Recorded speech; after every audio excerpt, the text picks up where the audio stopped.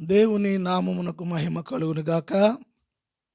వాక్యం వింటున్న ప్రియ సహోదరి సహోదరులారా, ఈ సమయంలో పరిశుద్ధ గ్రంథంలో ఉన్న యూదా పత్రిక మొదట వచనం నుండి 3వ వచనం వరకు కూడా చదువుదాము, ధ్యానిద్దాము. యేసుక్రీస్తు దాసుడను యాకోబు సహోదరుడునైన యూదా, తండ్రి అయిన దేవుని యందు ప్రేమింపబడి యేసుక్రీస్తునందు భద్రము చేయబడి పిలువబడిన వారికి శుభమని చెప్పి వ్రాయునది. మీకు కనికరమును సమాధానమును ప్రేమయు విస్తరించునుగాక. ప్రియులారా, మనందరికీ కలిగడి రక్షణ గూర్చి మీకు వ్రాయవలెనని విశేషాసక్తి గలవాడనై ప్రయత్నపడుచుండగా, పరిశుద్ధులకు ఒక్కసారి అప్పగింపబడిన బోధ నిమిత్తము మీరు పోరాడవలెనని మిమ్మును వేడుకొనుచు మీకు వ్రాయవలసి వచ్చెను. స్తోత్రం. హల్లెలూయా.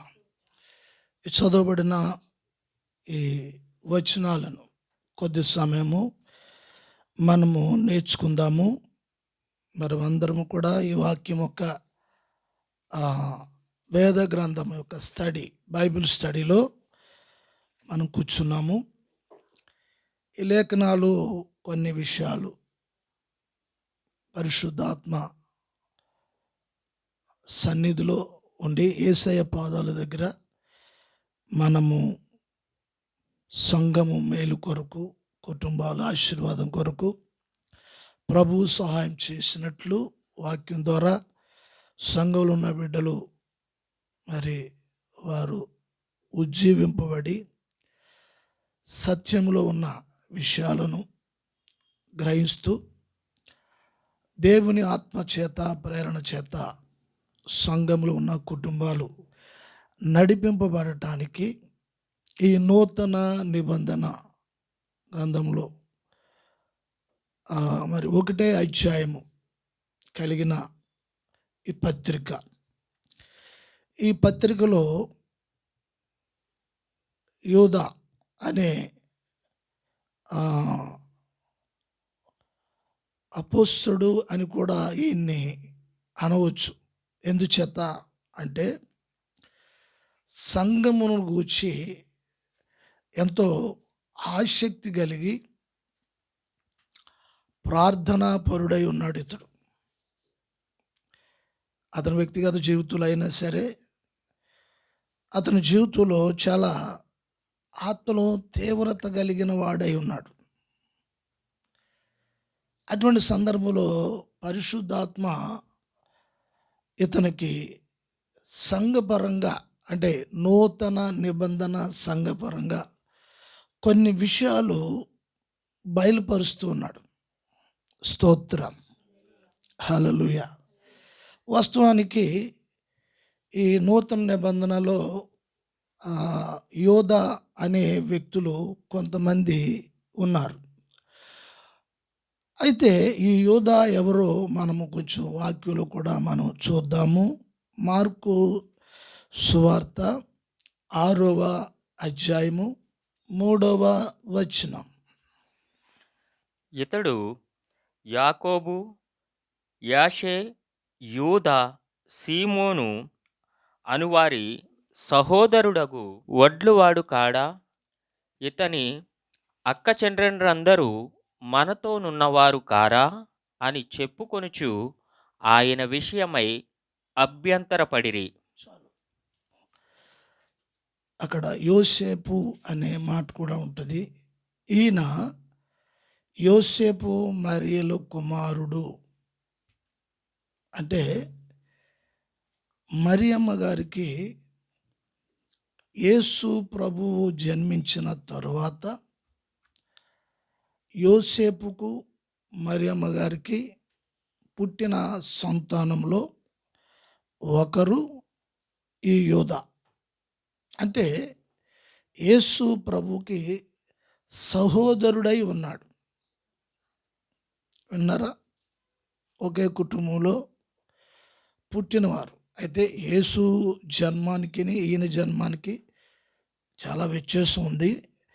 అయితే ఈ యూద ఆ పత్రికలో ఆయన అంటాడు, యేసు క్రీస్తు దాసుడను అంటూ ఉంటాడు. గమనించాలి. ఈ పత్రిక ఇంచుమించు క్రీస్తు శకం 66 ఆఖరి చివరి రోజుల్లో రాయబడిందని బైబిల్ పండితులు అంచనా వేస్తూ ఉన్నారు. అంటే కరెక్ట్గా చెప్పలేదు కానీ, అయితే చివరిలో ఈ పత్రిక సంఘానికి ఆయన రాశారు అని ఈ పత్రికను గురించి వివరణ ఈ విధంగా ఉంది. అయితే సంఘ విషయంలో ఆయనకున్న భారం ఎవరికి? యూదాకి ఉన్న భారం. దేవునికి స్తోత్రం, హల్లెలూయా. అయితే ఇప్పుడు సంఘానికి ఈ పత్రిక రాయటం అనే విషయంలో ఆయన అంటున్నాడు, క్రీస్తు దాసుడను అని చెప్తున్నాడు. 3వ వచనంలో చెప్పబడిన మాట ఏంటంటే, ఆ మాట చదువుతారా? ప్రియులారా మనకందరికి కలిగెడు రక్షణ గూర్చి. చూడండి, నూతన నిబంధన సంఘాన్ని ఉద్దేశించి మాట్లాడుతున్నాడు ఈ మాటలు. బాగా గమనించాలి. నూతన నిబంధన సంఘము అంటే మనమే. యేసు క్రీస్తు రక్తముతో కొనబడి, యేసు క్రీస్తు రక్తము యొక్క క్రింద సంఘము భద్రపరచబడుతుంది. ఆ రక్తం కింద ఉన్నవారు మనం. ఆ రక్తం ద్వారానే ప్రభు మనల్ని నీతిమంతులుగా తీర్చారు. స్తోత్రం, హల్లెలూయా.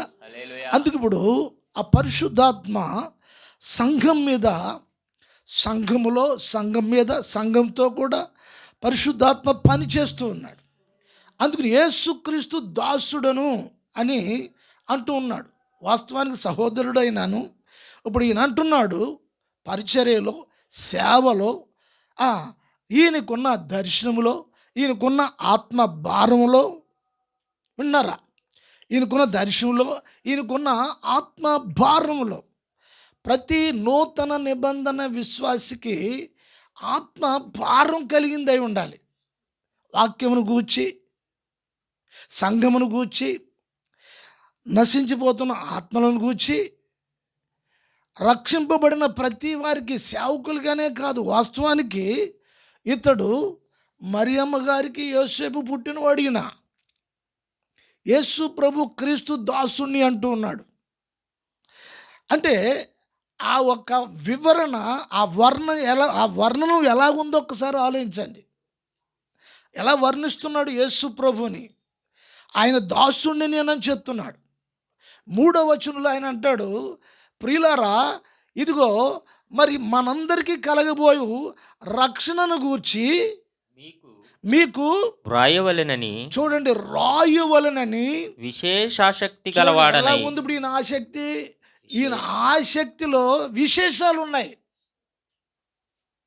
ఈయన ఆసక్తిలో విశేషాలు ఉన్నాయి. ఇప్పుడు ఆ విశేషాలనే మనము ధ్యానించబోతున్నాం.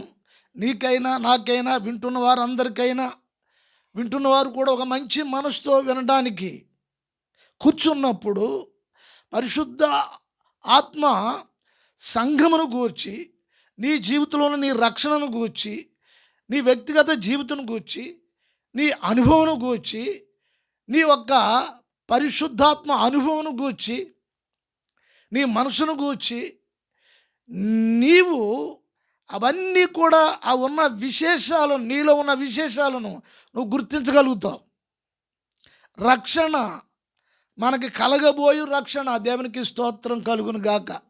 రక్షణ పొందేసి ఉంటే బాప్తిజం తీసుకున్నట్టే అయిపోయిన వెంటనే కాదు. దేవునికి స్తోత్రం కలుగును గాక. అయితే బాప్తిజం అనేది అక్షరార్థంగా ప్రజల్లో యేసు ప్రభుని సొంత రక్షకునిగా అంగీకరించినట్లుగా ఒక గుర్తు. అది బహిరంగంగా ప్రభువు నా సొంత రక్షకుడు అని అంగీకరించడానికి ఒక గుర్తు అది. యేసు ప్రభు అన్నారు, మరి ఎవరైతే పబ్లిక్గా ఎవడైతే ఒప్పుకుంటాడో వాడిని నా తండ్రి ఎదుట నేను ఒప్పుకుంటానని చెప్పారు. చూడండి, గమనించాలి. దేవుని స్తోత్రం కలుగును గాక.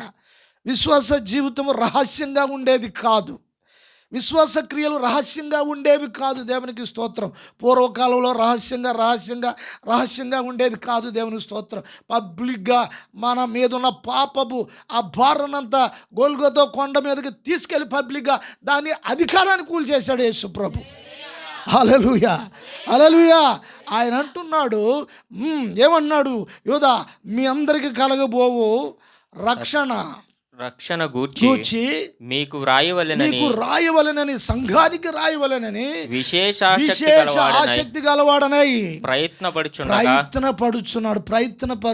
ఇప్పుడు చూడండి, ఈయన ఆత్మ ఏ విషయాలకు ప్రయత్నం చేస్తుంది గమనించాలి. ఏ విషయాలకు ప్రయత్నం చేస్తుంది? ఒక విశ్వాసి జీవితంలో ఆత్మ సంబంధమైన విషయాలకి ప్రయత్నం అనేది ఉండాలి. ఏది రాదు, కుదరదు అని మాట్లాడటం కాదు. దేవునికి స్తోత్రం. నాకు తెలియదు అనకూడదు, నాకు రాదు అనకూడదు. దేవునికి స్తోత్రం. హల్లెలూయా.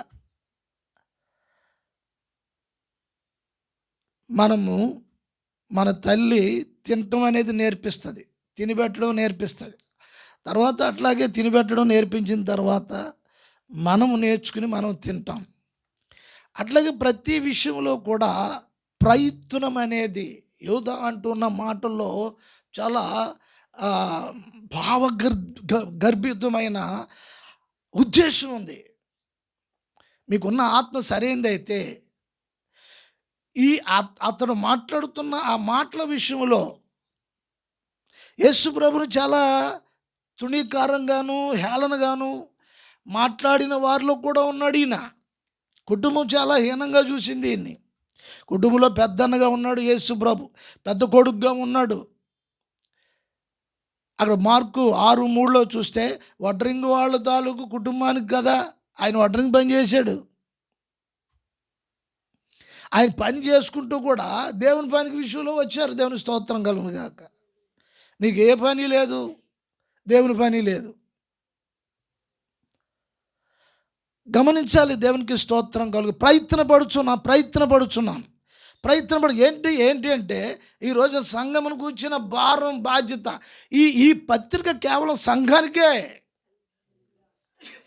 సంఘానికంటే ఎవరికి? నాకు అనే గుర్తించాలి. సంఘం ఇది నాకే.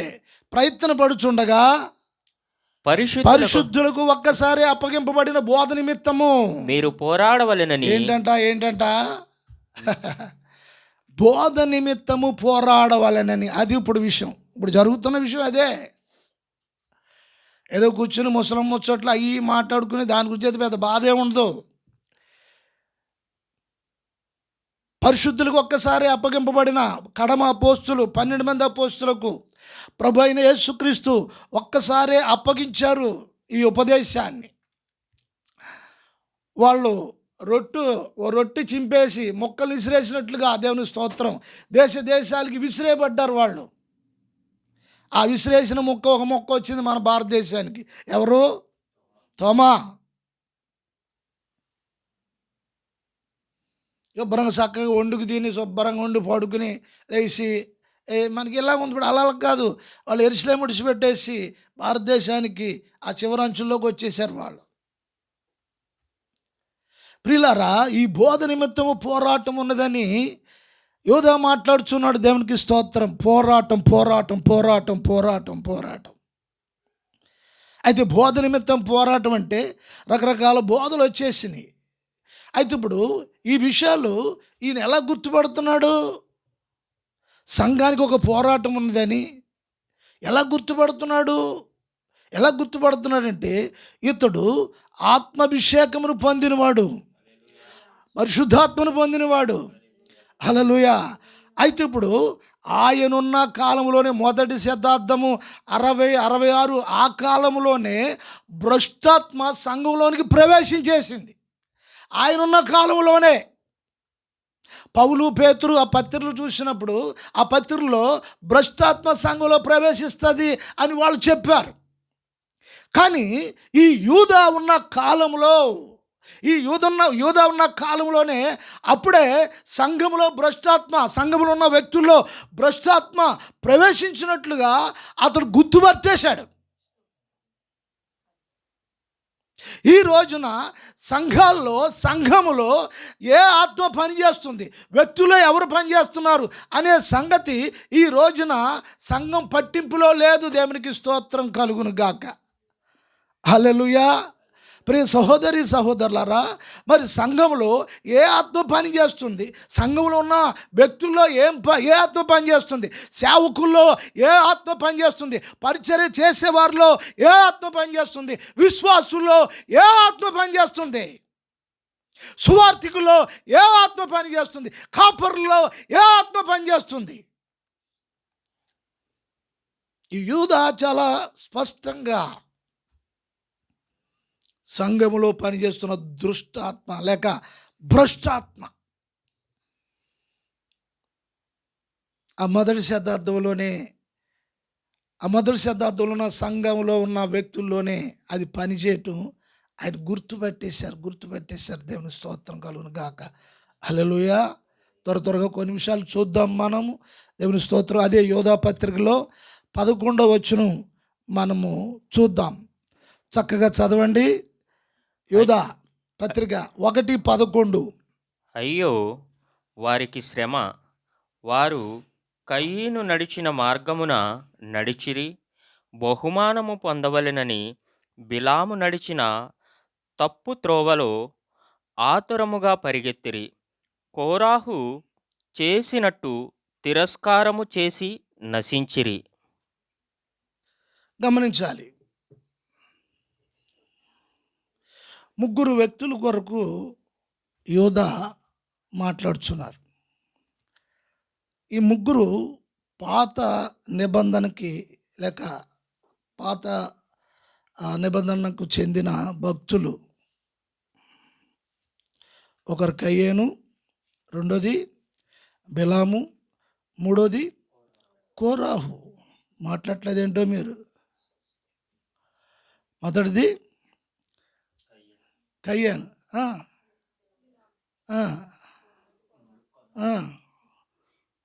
కోరాహు. నేను ఏంటి వాళ్ళ ఫేవరెట్లు ఎవరు ఉన్నారు ఇక్కడ? ఏం మాట్లాడలేదు ఏంటి? నేను స్తోత్రం. ఫ్యాన్స్ ఎవరు ఉన్నారా? హల్లెలూయా, స్తోత్రం. చూడండి, ఈ 11వ వచనంలో ముగ్గురు వ్యక్తుల గురించి ఈ యూదా తెలియజేస్తున్నాడు. దేవునికి స్తోత్రం కలుగును గాక. అయితే మొదటిగా ఎవరిని గురించి చెప్తున్నారు అంటే కయ్యేను గూర్చి మాట్లాడుతున్నాడు. చూడండి, కయ్యేను గూర్చి మాట్లాడుతున్నాడు. అయితే ఇప్పుడు కయ్యేను ఈ భూమి మీద మొదటి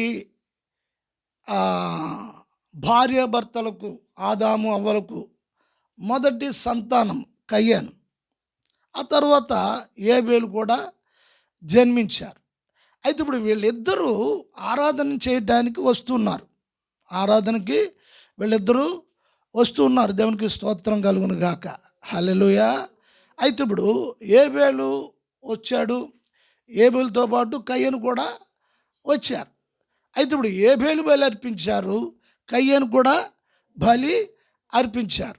అయితే ఇప్పుడు ఏబేలు బలి దేవుడు అంగీకరించారు, ఏబేలు బలి అంగీకరించాడు అని అంటే మనం ఎలాగ అర్థం చేసుకోవాలంటే, దేవుడు బలిని కాదు ఏబేలును అంగీకరించాడు. దేవుడు వ్యక్తిని అంగీకరించినప్పుడే నువ్వు ఇచ్చిన అర్పణ అంగీకరించబడుతుంది. హల్లెలూయా. కొంతమంది ఏం చేశాడు, కాలుకలు ఇచ్చేసి డబ్బులు ఇచ్చేసి మురిసిపోయి ముచ్చట్లాడుతూ ఉంటారు. అది కాదు.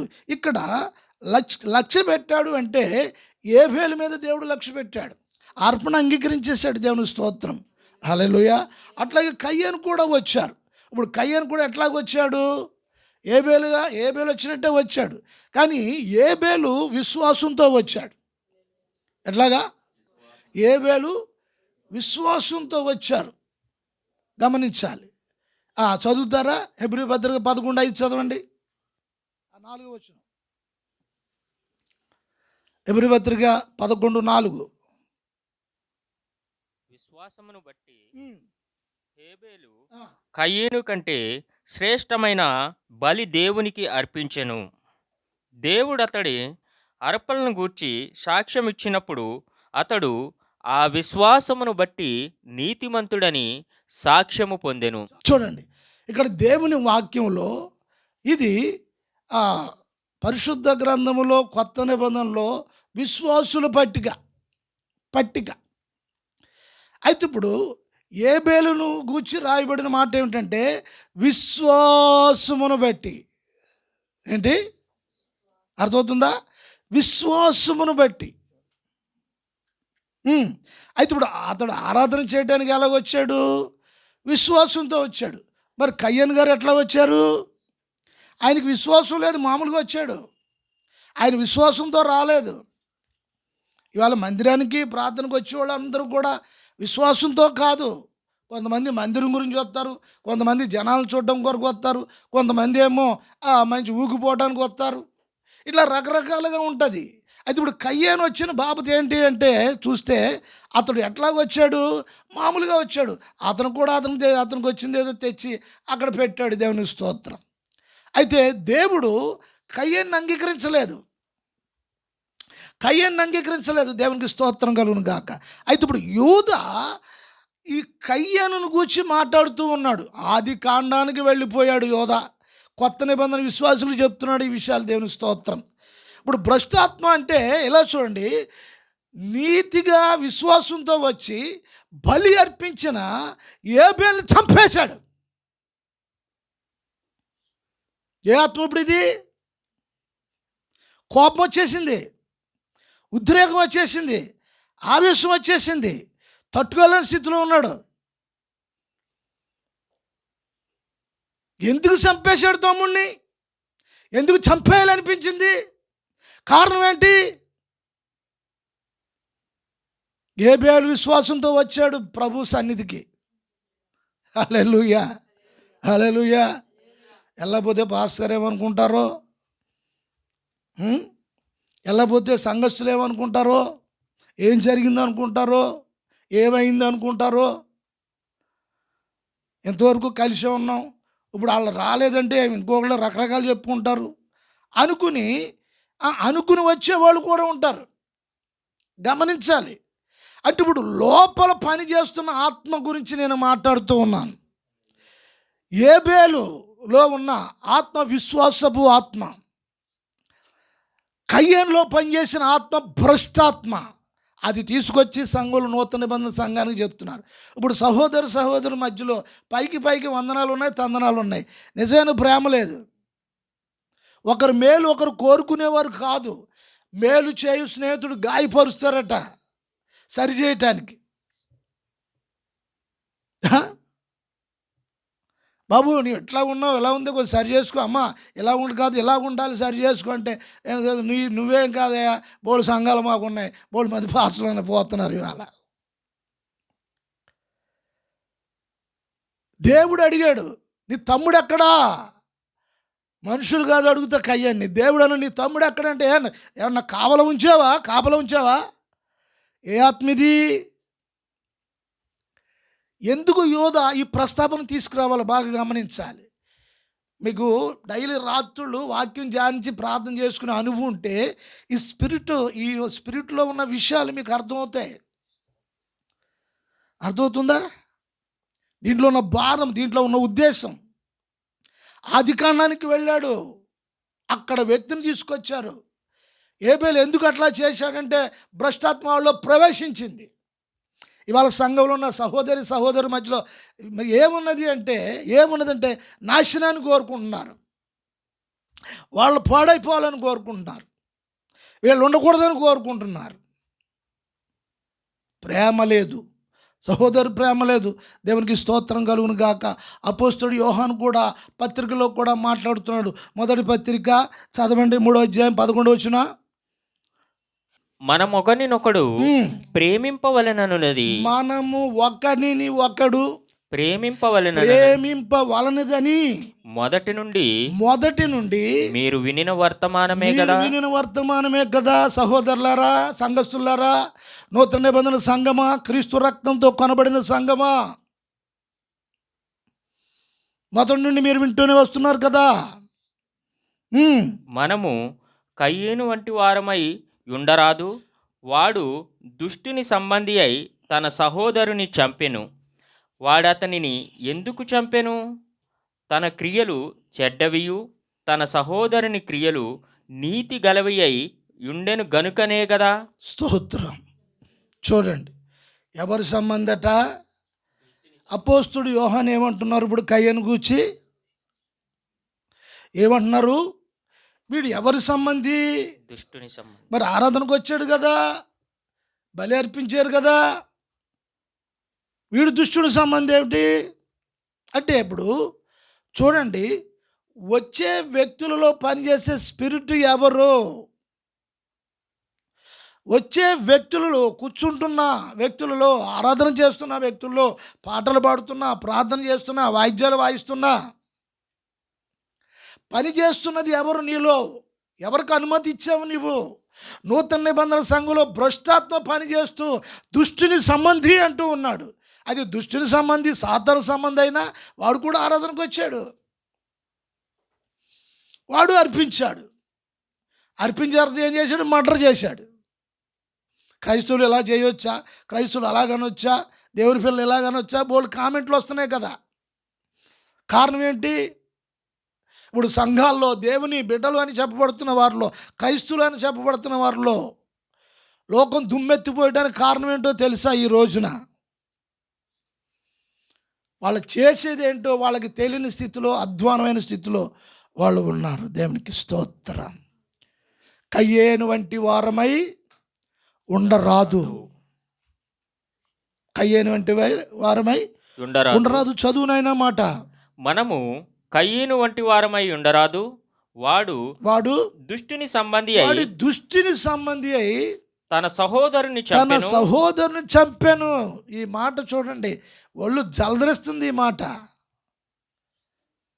వీళ్ళ విశ్వాసులు కదా, కయ్యేను విశ్వాసి కదా, విశ్వాసి కుటుంబంలో పుట్టలేదా? ఎందుకు ఇలా జరుగుతుంది? ఏమిటి అంటే, నూతన నిబంధన సంఘంలో పత్రికలు పరిశుద్ధాత్మ ప్రేరణ బట్టి భక్తులు రాశారు. ఇవి మనుషులు రాసినవి కాదు. దేవుడు ఏర్పాటు చేసుకున్నాడు, పిలిచాడు, ఆ సంగతులను రాయించారు. ఎవరి కొరకు? ఈ యుగమందున్న మనకు బుద్ధి కలగడానికి, మనం సరి చేసుకోవడానికి. కయ్యేను వంటి వారము కాదు. దేవునికి స్తోత్రం. వాడు కోపం వచ్చేసింది. ఎవరి మీద కోపం వచ్చింది? దేవుడి మీద కోపం వచ్చేసింది, తమ్ముడి మీద కోపం. కొంతమంది మనుషుల మీద కోపం వచ్చేస్తుంది, దేవుడి మీద కోపం వచ్చేస్తుంది, దైవసేవకుల మీద కోపం వచ్చేస్తుంది. నేను చేసింది కరెక్టా కాదా అనేది లేదు. కొంతమంది తన పొరపాటును, కొంతమంది ఏమంటారంటే నాది కూడా పొరపాటు ఉందిలే అండి అంటారు. కొంతమంది విధేయత కలిగిన ఆత్మ, ఎక్కడ దిగడానికి మనసు ఉండదు. కొంతమందికి దిగడానికి మనసు ఉండదు. గమనించాలి, భ్రష్టాత్మ అనేది కఠినత్వం అనేది బాగా గమనించాలి ప్రియులారా. ఈ పత్రికలో చాలా విషయాలు మాట్లాడుతున్నాడు అపోస్తలుడు. దేవునికి స్తోత్రం కలుగును గాక. హల్లెలూయా, హల్లెలూయా. ఆయన అన్నాడు, కయ్యేనంటి మార్గములో మనం నడవకూడదు. వాడి మార్గము దుష్టుని మార్గము, వాడు దుష్టుని సంబంధి. రెండోది కూడా మనం చూద్దాము. చదవండి. రెండోది చదువునైనా ఆ మాట. బహుమానము పొందవలెనని బిలాము నడిచిన త్రప్పు త్రోవలు ఆతరముగా పరిగెత్తిరి. చాలు, దేవుని స్తోత్రం. సంఖ్యాకాండంలో బిలాము అనే ఒక ప్రవక్త, దేవుని ప్రవక్త ఉన్నారు, పాస్టర్ గారు ఉన్నారు. అయితే ఇప్పుడు ఈయన యెహోవా పక్షముగా ఉండి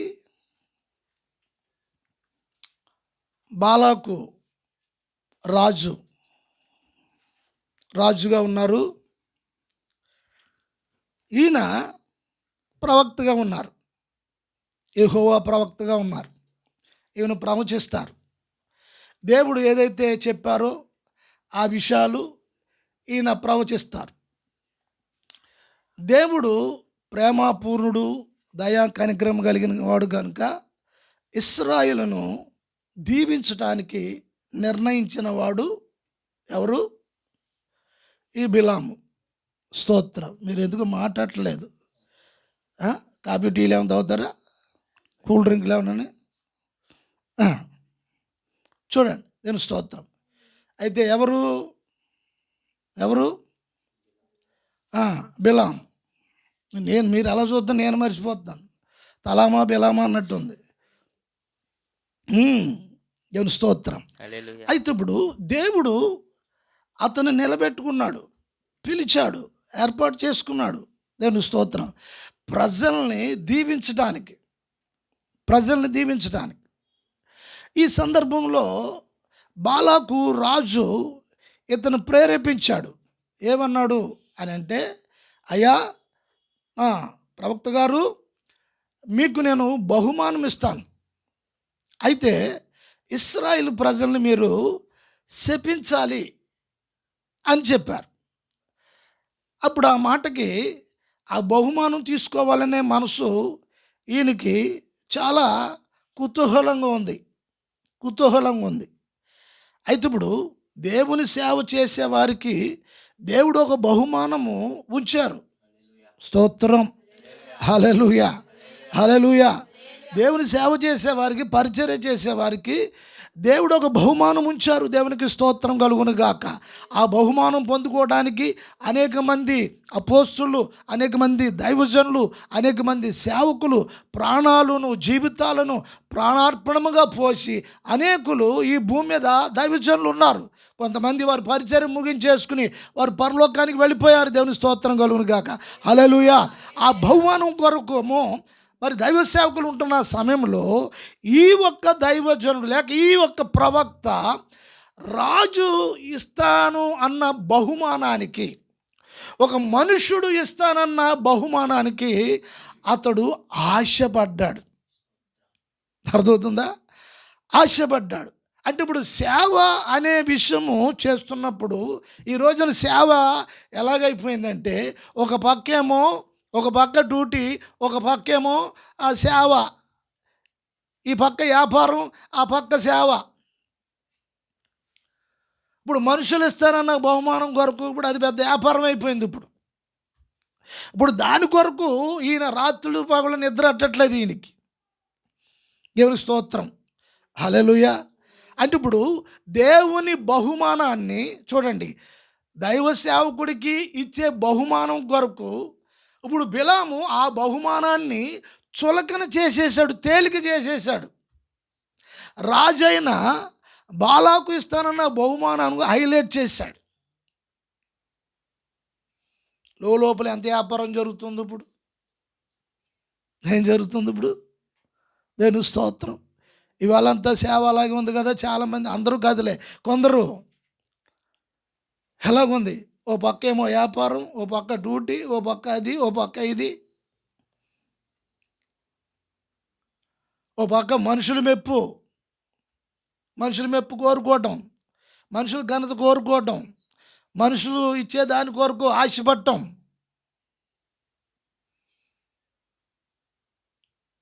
దేవునికి స్తోత్రం. ఇప్పుడు బోధలో కూడా మార్పు వచ్చేసింది. అటువంటి బిలాము లాంటి వారి పాస్టర్స్, అటువంటి ప్రవక్తలు, వాళ్ళ బోధలో కూడా మార్పు వచ్చేసింది. ఒకటి, మనిషి ఇచ్చే దాని కొరకు ఆశపడటం. రెండోది, వారి బోధ కూడా ఎట్లాగ బోధ చేస్తున్నారు. ఇప్పుడు ఇటు వ్యాపారం చేశాడు, సేవ చేసే ఇప్పుడు ఈ బోధకులు బోధ ఎట్లా ఉంది? ప్రకటన గ్రంథంలో యోహాను చెప్తూ ఉన్నాడు 2:14, అయినను నేను నీ మీద కొన్ని తప్పిదములు మోపవలసి ఉన్నది. అవేవనగా, విగ్రహములకు బలి ఇచ్చిన వాటిని తినునట్లును, జారత్వము చేయునట్లును, ఇశ్రాయేలీలకు ఉరియొడ్డమని బాలాకునకు నేర్పిన బిలాము బోధను అనుసరించువారు నీలో ఉన్నారు. హల్లెలూయా. వింటున్నారా? ఇప్పుడు నూతన నిబంధన సంఘంలో ఉన్న పరిచర్య చేసేవారు వాళ్ళు ఏమి నేర్పిస్తున్నారు? ఏం పర్లేదు, ప్రార్థన చేసుకుని తినేస్తే పర్లేదు, విగ్రహాలకు బలి ఇచ్చిన దాని తర్వాత జారత్వమును, వ్యభిచారమును ప్రోత్సహించేవారు. తర్వాత ఇశ్రాయేలీలకు ఉరి ఒడ్డమని బాలాకునకు నేర్పిన బిలాము బోధ. కొత్త నిబంధనలో యోధ అంటున్నాడు, పరిశుద్ధులకు ఒక్కసారి అప్పగింపబడిన బోధ నిమిత్తం మీకు పోరాటం ఉంది అని చెప్తున్నారు. ఇవాళ ఈ వాక్యం పట్టుకున్నందుకు అందరూ శత్రువులే. కుటుంబం శత్రువు అయిపోతుంది, అవసరమైతే భార్య శత్రువు అయిపోతుంది, అవసరమైతే చుట్టాలు శత్రువు, అందరూ శత్రువులు అయిపోతారు. అందరూ వాక్యం పట్టుకున్నందుకు పోరాటం. మరి బాలాకు పాస్టర్ గారు ఈయన ఏం చేస్తున్నా, ఈయన బిలం పాస్టర్ గారు బోధ అబ్బాయి అన్నీ చేయొచ్చు, మనం అట్లా ఉంటే ఎలా ఉంటుంది. ఇశ్రాయేలుకి ఊరి ఒగ్గాడు. దేవునికి స్తోత్రం. నూతన నిబంధన సంగమా, ఈ రోజున కొత్త నిబంధనలో పరిశుద్ధాత్మ ఎందుకు రాపించాడు ఇవన్నీ విషయాలను? ఖండించడానికి, గద్దించడానికి, బుద్ధి చెప్పడానికి అని.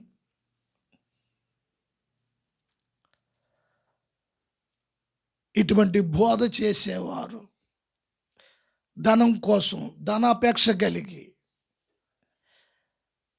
సంఘానికి వచ్చేవాళ్ళు, ప్రార్థనకు వచ్చేవాళ్ళు డబ్బులు ఇస్తాం అని చెప్పేవాళ్ళు కూడా ఉన్నారు. ధనాపేక్ష, ధనం ఇచ్చి బోధను మార్చేసి ప్రజల మెప్పును కోరి బిలాము బోధ మీలో ఉన్నారు, నూతన నిబంధన సంఘములో ఉన్నారు. దేవునికి స్తోత్రం కలుగును గాక. హల్లెలూయా. అపోస్తుల ఉపదేశం లేదు, ఆ మొదట ఉన్న ఉపదేశం లేదు. దేవునికి స్తోత్రం కలుగును గాక. విశ్వాసం మళ్ళీ వెనక్కి వెళ్ళిపోతుంది. గమనించాలి యోధా ఎందుకు ఈ విషయాలు మాట్లాడుతూ ఉన్నాడు.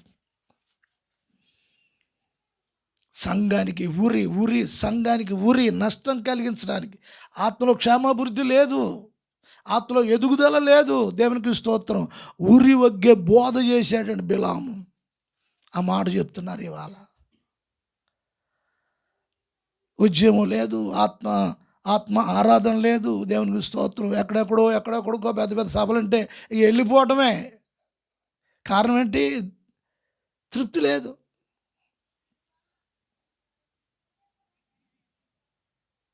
బహుమానాలు బోళ్ళు ఉన్నాయి, ఇవి సంపాదించాం. నన్ను ఒక ఆయన అన్నంట, ఆ సంఘంలోకి వెళ్ళిపోయిన తర్వాత మేము అంతా బాగానే ఉన్నామండి, అన్నీ కొనుక్కున్నామండి అన్నారట. ఈ సంఘంలోంచి. దేవుని స్తోత్రం. హల్లెలూయా. ఇప్పుడు మీకు కూడా కావాలంటే ఏం చేయాలి? మీరు ఆ ఉన్న బిల్డింగ్ కొనాలంటే ఏం చేయాలి? ఇప్పుడు దేవునికి స్తోత్రం. ప్రియ సహోదరులారా, గమనించండి ఎందుకు మాట్లాడుతున్నాడు ఇక్కడ దేవుని ఆత్మ. హల్లెలూయా. మూడోదిగా దేవునికి స్తోత్రం. చూద్దాం ఆ మాట. అదే 11వ వచనంలో, కోరాహు చేసినట్టు తిరస్కారము చేసి నశించిరి. మూడో వ్యక్తి. మొదటిది కయ్యేను, రెండోది బిలాము,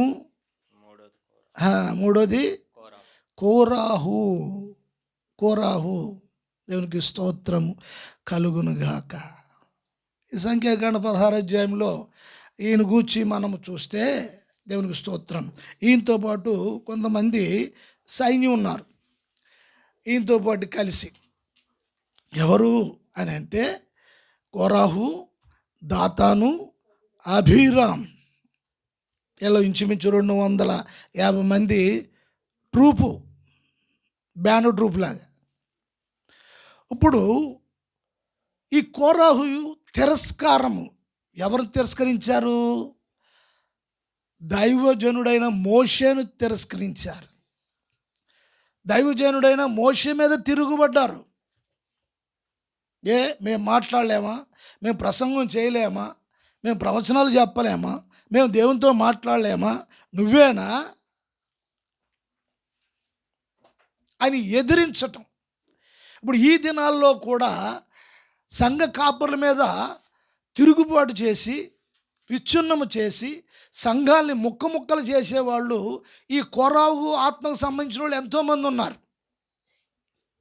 ఈ దినాల్లో కూడా. ఈ కొత్త నిబంధన సంఘానికి ఎందుకు మరి యోధ రాస్తున్నాడు ఈ విషయాలు? ఆ భ్రష్టాత్మ ఈ రోజున సంఘంలో కొంతమంది వ్యక్తుల్లో పనిచేసి, బిలాములో పనిచేసిన ఆత్మ సంఘంలో పనిచేస్తుంది. ఏం బోధిస్తుంది? దేవునికి స్తోత్రం. కయ్యనులో పనిచేసిన భ్రష్టాత్మ ప్రేమ లేకుండా చేస్తుంది, కనికరం లేకుండా చేస్తుంది, జాలి లేకుండా చేస్తుంది, దయ లేకుండా చేస్తుంది. అట్లాగే కోరాహు ఇప్పుడు ఈ భ్రష్టాత్మ ఏం చేస్తుంది? సవ్యంగా సాగుతున్న సంఘాలను మొక్కలు చేస్తుంది, దైవజనుల మీద తిరుగుబాటు చేయటం. నా మాటలు కాదు ఈ విషయాలన్నీ కూడా. ఇప్పుడు మరి దైవజనుడికి ఎవరితో పోరాటం? సత్యం బోధిస్తే, వాక్యం పట్టుకుంటే, గద్దిస్తే, హెచ్చరిస్తే ఎవరితో పోరాటం? కుటుంబస్తులైనా ఎవరైనా సరే వాక్యం పట్టుకుంటే.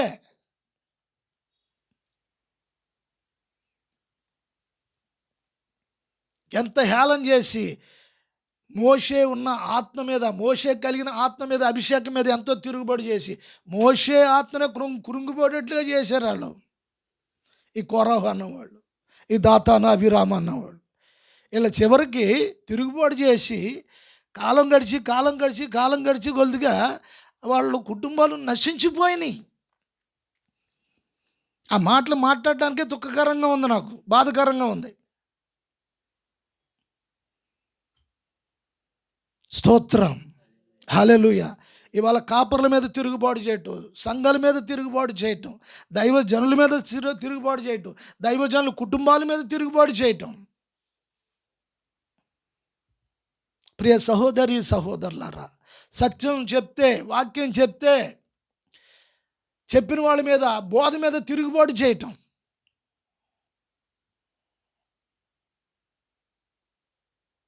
ఇటువంటి సందర్భాల్లో సంఘములో ఉన్నవారు చాలా జాగ్రత్తగా మీలో పనిచేస్తున్న ఆత్మ ఎవరు? సేవకు, సంఘానికి, దేవుని రాజ్యానికి మీ ఆత్మలు అనుకూలంగా ఉన్నాయా? వాక్యం మాట్లాడే దైవజనుడికి లోపల ఏదైనా వేషము పెట్టుకుంటే, ఆత్మావేశం కలిగి దైవజనుడు మాట్లాడుతూ ఉంటాడు, వేదన కలిగి.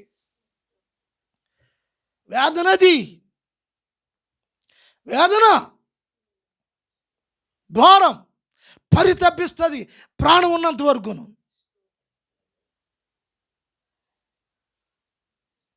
సంఘం గుర్తించాలి ఈ విషయాలన్నీ కూడా. దేవునికి స్తోత్రం కలుగును గాక. అయితే ఇలా మాట్లాడుకుంటూ చివరిలో ఆయన కొన్ని మాటలు చెప్తాడు యోధ. అది చూద్దాం. 21వ వచనం, 21వ వచనం జాగ్రత్తగా గమనించాలి ఈ మాటలు. ప్రియులారా, మీరు విశ్వసించు అతి పరిశుద్ధమైన దాని మీద మిమ్మును మీరు కట్టుకొనుచు, పరిశుద్ధాత్మలో ప్రార్థన చేయుచు, నిత్య జీవార్థమైన మన ప్రభువగు యేసు క్రీస్తు కనికరము కొరకు కనిపెట్టుచు, దేవుని ప్రేమలో నిలుచున్నట్లు కాచుకొనియుండుడి. హల్లెలూయా, స్తోత్రం. ఈ విషయాలన్నీ చెప్పుకుంటూ వస్తూ సంఘమా, దేవుని బిడ్డలారా, విశ్వాసులారా, ఇప్పుడు మీరు మిమ్మల్ని మీరే, ఈ వాక్యం వింటున్నా, మిమ్మల్ని మీరే జాగ్రత్త చేసుకోవాలని చెప్తున్నాడు. ఎవరికి వారే. ఇప్పుడు ఇటువంటి సందర్భంలో సంఘంలో వ్యక్తుల్లో భ్రష్టాత్మ పనిచేసి, దేవుని భయం లేకుండా, వ్యక్తులు మూర్ఖత్వంగా, అన్యాయంగా పనిచేసి, దేవుని బిడ్డలము, సంఘాలము చెప్పుకుంటూ ఉంటున్న ఈ పరిస్థితుల్లో వాక్యం బట్టి గుర్తుపట్టి ఇక మిమ్మల్ని మీరే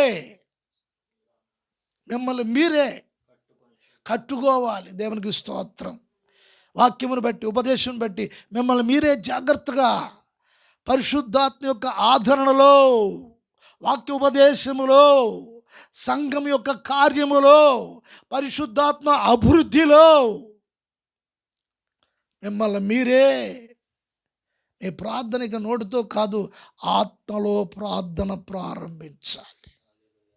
ఇదివరకు నోటితో చేశారు, ప్రభుతో చెప్పారు, ఆ కార్యాలు పొందారు, ఈ కార్యాలు పొందారు. దేవునికి స్తోత్రం. ఇప్పుడు ఈ యొక్క ప్రభు రాకడలో, ప్రభు రెండో రాకడ సిద్ధంగా ఉంది. ఇప్పుడు సంఘము దాని కొరకు సిద్ధపడడానికి, దేవునికి స్తోత్రము, ఉన్న విశ్వాసులు తమను తామును కాపాడుకోవటానికి, తమను తామును కట్టుకోవటానికి దేనిలో ప్రార్థన చేయాలి? ఎలా ప్రార్థన చేయాలి అంటే పరిశుద్ధాత్మలో ప్రార్థన చేయాలి. నీ ప్రార్థనలో మార్పు రావాలి. ఇంతవరకు ఏదో చేసావు ప్రార్థన, వాళ్ళు నేర్పించింది, వీళ్ళు నేర్పించింది, వాళ్ళది కాపీలు కొట్టి చేసావు. ఇప్పుడు అది కాదు. ఇప్పుడు వాక్యం ఏమి నేర్పిస్తుంది మనకి? ఉపదేశం ఏమి నేర్పిస్తుంది? నీ ప్రార్థన ఆత్మలో ప్రార్థన చేయాలి. దేవుని స్తోత్రం కలుగును గాక. హల్లెలూయా, హల్లెలూయా. ఆత్మలో ప్రార్థన చేయొచ్చు. నీ విశ్వసించు అతి పరిశుద్ధమైన దాని మీద మిమ్మల్ని మీరు కట్టుకొనుచు దేవుని కనికరము కొరకు కనిపెట్టుకుంటూ ఉండాలి అని చెప్తున్నాడు అపోస్తలుడు సంఘానికి. దేవుని కనికరము, దేవునికి స్తోత్రం కలుగును గాక. ప్రియ సంఘమా, సహోదరి సహోదరులారా, ఈ వాక్యం వింటున్న బిడ్డలారా, నీ హృదయంలో ఉన్న, నీ మనసులో ఉన్న, నీలో ఉన్న ఆత్మ సరైనదైతే ఈ బోధను నువ్వు గుర్తిస్తావు. దేవునికి స్తోత్రం. ఆయన కనికరం నిన్ను ఆదరిస్తుంది. అందరూ స్తోత్రాలు చెల్లిద్దాం. ఆయన కనికరం నిన్ను ఆదరిస్తుంది. నిత్య జీవం కొరకు నీవు కట్టుకోవాలి. దేవునికి స్తోత్రం. నిత్య జీవానికి, నిత్యత్వానికి ప్రభువు నిన్ను వాక్యంతో ఆయన సిద్ధపరుస్తూ ఉంటారు. దేవునికి స్తోత్రం కలుగును గాక.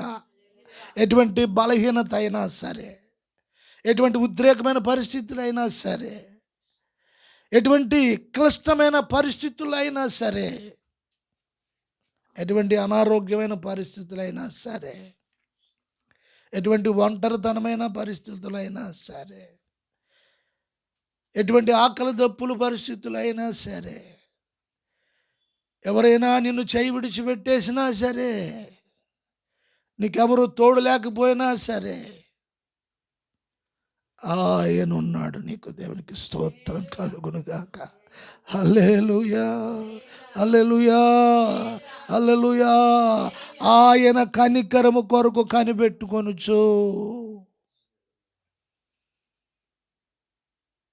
21 వచనంలో చెప్తున్నారు ఈ విషయాలు. ఇవన్నీ చెప్పుకుంటూ వచ్చు. దేవుని స్తోత్రం కలుగును గాక.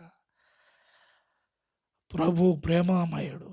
సంఘము భ్రష్టత్వంలోకి వెళ్ళిపోకుండా ఎవరికి వారే ధనాపేక్ష పరులయ్యి, ధనాశను చూసుకుని, లోకంలో ఆ భోగాలు ఈ భోగాలు చూసుకుని మురిసిపోయి, ఆత్మలో శక్తి లేక పైకి భక్తి గలవారే ఉండి ఆ భక్తిలో శక్తి లేని వారైపోయారు. ఈ రోజున మనుషులు చూడడానికి భక్తులుగా కనబడుతూ ఉన్నారు, కానీ దాంట్లో శక్తి లేని వారై ఉన్నారు. Praise the Lord. Hallelujah, hallelujah. దేవుని సంఘమా, వాక్యంలో ఉన్న ఆత్మ, వాక్యం ద్వారా మాట్లాడుచున్న ఆత్మ, ఉపదేశం ద్వారా ఉన్న క్రమము ప్రభు ఈ రాత్రి ఈ క్లాసులో మాట్లాడుచు నా దేవుని స్తోత్రం కలుగును గాక. మాట్లాడడానికి చాలా విషయాలు ఉన్నవి. నా మాటలను ముగిస్తూ ఉన్నాను. దేవునికి స్తోత్రం. ప్రభు మిమ్మల్ని అందరినీ, వింటున్న వారిని అందరినీ దీవించి ఆశీర్వదించునుగాక. ఆమేన్. ప్రార్థన. మహాపరిశుద్ధుడా, మహోన్నతుడా, మీ నామం బట్టి స్తోత్రాలు, వందనాలు చెల్లిస్తున్నాం. యోధా పత్రిక ఈ రాత్రి నాయనా మేము స్టడీ చేయడానికి మీరు ఇచ్చిన సమయాన్ని బట్టి స్తోత్రాలు, వందనాలు. కొందరు బిడ్డలు వచ్చారు ప్రభువా, దీంట్లో పాల్గొన్నారు. నాయన వారి జీవితాలను అద్భుత రీతిలో మీరు ఫలింపు చేయండి, వర్ధిల్లింపు చేయండి, బలపరచండి, ధైర్యపరచండి. వారు ఏ ఏ స్థితిలో ఉన్నారో ఈ రాత్రి మీరు మాట్లాడుచుండగా వారి వారి జాగ్రత్తగా చూసుకుని ప్రభువా ఇదిగో నాయన పరిశుద్ధాత్మలో వారు ప్రార్థన చేస్తూ నీ నత్యత్వానికి నిత్య జీవానికి ప్రభువా వారు సిద్ధపడుతూ పరిశుద్ధాత్మలో ప్రార్థన చేసుకుంటూ మీ కనికరం కొరకు కనిపెట్టుకునే స్థితిలోనికి బిడ్డలందరినీ మీరు నడిపించి దీవించి ఆశీర్వదించమని బలపరచమని యేసు నామమున ప్రార్థిస్తున్నాము తండ్రి. ఆమేన్. ఆమేన్.